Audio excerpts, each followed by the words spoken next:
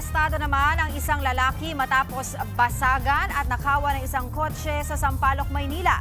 Madaling araw nitong Martes ang basagi ng sospek ang bintana ng nakaparadang SUV gamit ang batong binalot sa tela.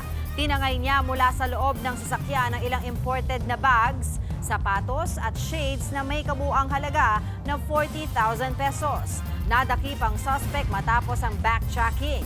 Na-recover mula sa kanya ang mga ninakaw na gamit, pati ang motorsiklong sinakyan niya bilang getaway vehicle. Umami naman ang suspect sa ginawang krimen. Natutunan niya raw ang teknik sa basag kotse sa napatuod niyang video sa social media. Mahaharap siya sa kasong theft. Mga kapatid, Angela Lagunsad Castro po para sa komprehensibo at makabuluhang balitaan at talakayan. Mag-follow at subscribe na sa social media pages ng News 5.